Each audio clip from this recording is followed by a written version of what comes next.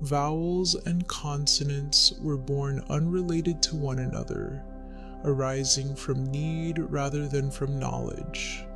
They are primordial, mere calls, growls, and clicks.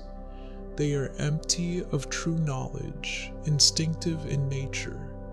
Later, they become linked to one another and form words.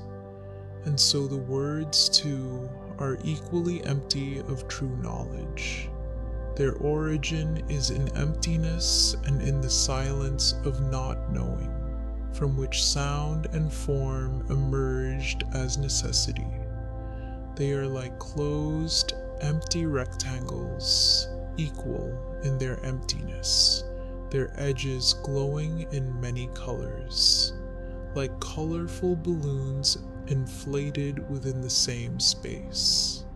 The unchanging screen, upon it, the inflated balloons drift for a moment within its own vastness, and it permeates them from within. Within the space of that same screen, the rectangles also rest for a moment. They contain its space, and it is equally present within them. The shell of the balloons and rectangles appears with the utterance and disappears at its end, like a light that flashed for a moment out of nothingness and fades back into it.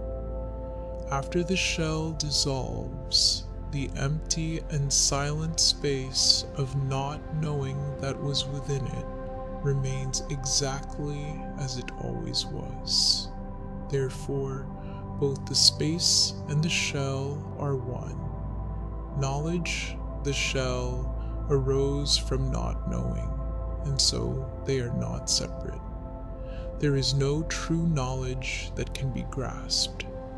It is only a passing formation upon a continuous screen, lit and darkened, like a rainbow, which is itself the body of light.